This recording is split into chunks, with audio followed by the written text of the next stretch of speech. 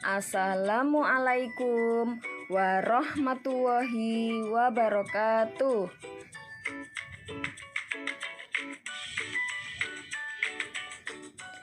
Bagaimana kabar anak soleh-soleha kelas 5 semuanya?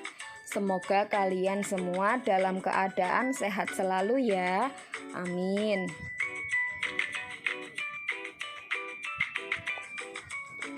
Anak-anak, pada hari ini kita akan belajar pembelajaran tematik tema 8, subtema 2, pembelajaran 2, yaitu tentang pola lantai gerak tari, siklus air, dan bencana kekeringan. Baik anak-anak, sebelum kita mulai pembelajaran hari ini, kita membaca doa terlebih dahulu ya. Bismillahirrohmanirrohim. Raditu billahi robba wa bil islami dina wa bi muhammadin nabiyya wa rasula.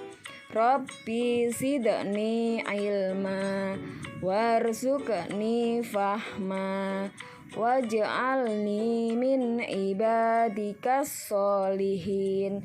Amin ya rabbal alamin. Nah, anak-anak, tujuan pembelajaran kita pada pagi hari ini adalah yang pertama, dengan mengamati video, peserta didik mampu mengidentifikasi berbagai bentuk pola lantai tari dengan tepat. Yang kedua, dengan mengamati video, peserta didik mampu menganalisis siklus air dan bencana kekeringan dengan tepat. Baik, kita mulai ya pembelajaran pada pagi hari ini. Pola lantai gerak tari. Pada saat menari, penari kadang bergerak ke kiri, ke kanan, maju, mundur, atau bergerak membentuk lingkaran. Jika digambarkan, seolah-olah ada satu garis imajiner yang dilalui penari selama menyajikan satu tarian. Garis imajiner juga dapat digambarkan dengan melihat formasi para penari dalam memperagakan tarian. Para penari dapat membentuk formasi garis lurus, lengkung, dan lingkaran. Nah, bentuk formasi garis dapat berubah-ubah selama penari menampilkan sebuah tarian. Garis imajiner yang dilalui oleh penari saat melakukan gerak tari disebut pola lantai. Pola lantai merupakan garis imajiner yang dibuat oleh formasi penari kelompok. Secara umum, pola lantai berupa garis lurus atau garis lengkung. Bentuk pola garis lurus dapat dikembangkan menjadi berbagai pola lantai, di antaranya horizontal, diagonal, garis lurus ke depan, zigzag, segitiga, segi empat, dan segi 5. Perhatikan gambar-gambar berikut ya. Gambar yang A, penari bergerak melalui garis lurus ke depan. Gambar yang B, penari bergerak melalui garis diagonal. Gambar yang C, penari bergerak melalui garis horizontal. Gambar yang D, penari bergerak melalui garis diagonal. Gambar yang E, penari bergerak melalui garis lurus ke depan. Gambar yang F, penari bergerak melalui garis lingkaran. Nah, selanjutnya bentuk pola lantai dari gerak yang dilalui penari Perhatikan gambarnya ya. Gambar yang A, formasi penari membentuk pola lantai diagonal. Gambar yang B, formasi penari membentuk pola lantai segi 5. Gambar yang C, formasi penari membentuk pola lantai garis lurus ke depan.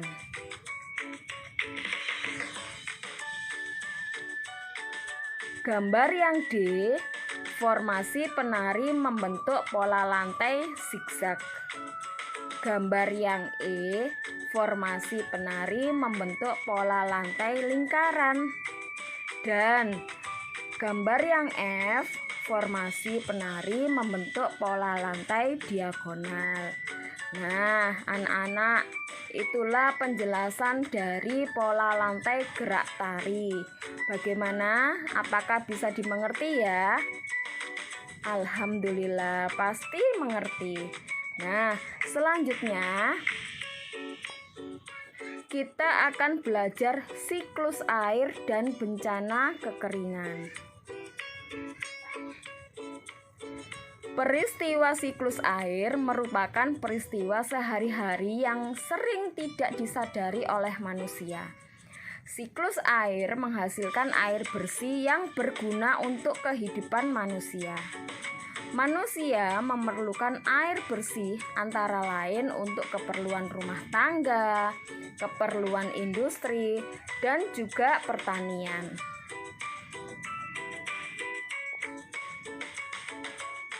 Siklus air menghasilkan air bersih. Pada saat penguapan, kotoran pada air tidak ikut menguap. Uap air yang menguap adalah uap air yang bersih. Pada saat turun hujan, air yang dihasilkan pun adalah air bersih dan siap digunakan untuk berbagai keperluan.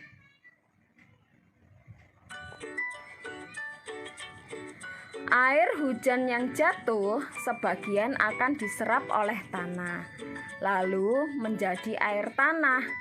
Air tanah adalah air yang mengalir di bawah permukaan tanah. Air ini biasanya lebih jernih dan bersih karena sudah tersaring oleh lapisan tanah dan akar tumbuhan. Untuk mendapatkan air tanah, manusia membuat sumur dengan cara menggali lubang.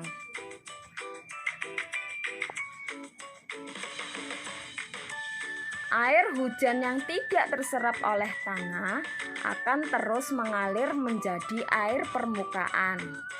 Lalu, air itu menuju tempat yang lebih rendah, seperti sungai, danau, dan laut.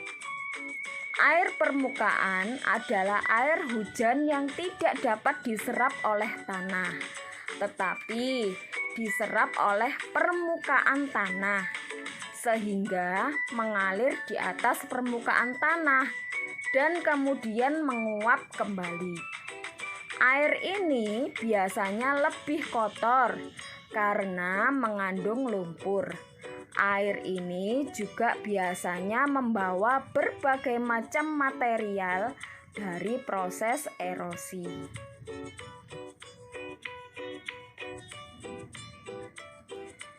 Pada musim kemarau, air hujan yang turun menjadi berkurang.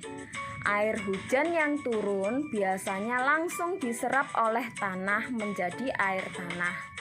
Jika air sungai dan danau surut, akan menyebabkan berkurangnya penguapan air sebagai pembentuk titik-titik air di awan. Akibat dari semakin sedikitnya awan adalah semakin berkurangnya curah hujan. Oleh karena itu, sumur-sumur penduduk pun menjadi kering. Di saat inilah biasanya terjadi kelangkaan air bersih. Jika kelangkaan air bersih terjadi dalam waktu yang panjang, bencana kekeringan akan terjadi.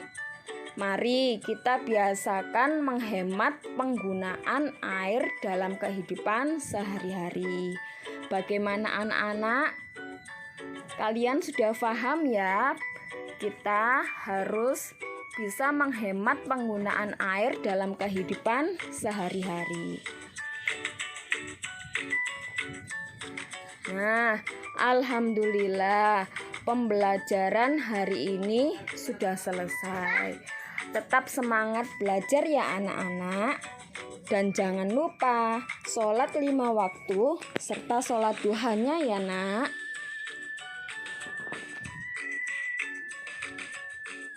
Nah, tetap jaga kesehatan dan selalu patuhi protokol kesehatan dimanapun kalian berada. Ingat, laksanakan 4M. Memakai masker secara benar, mencuci tangan pakai sabun, menjaga jarak minimal 1 meter, dan menghindari kerumunan.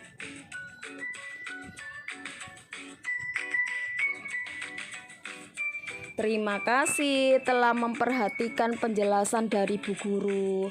Semoga pembelajaran hari ini dapat bermanfaat bagi kita semua ya. Amin. Nah, Bu Guru akhiri ya pembelajaran pada pagi hari ini. Wassalamualaikum warahmatullahi wabarakatuh. Tetap semangat anak-anak.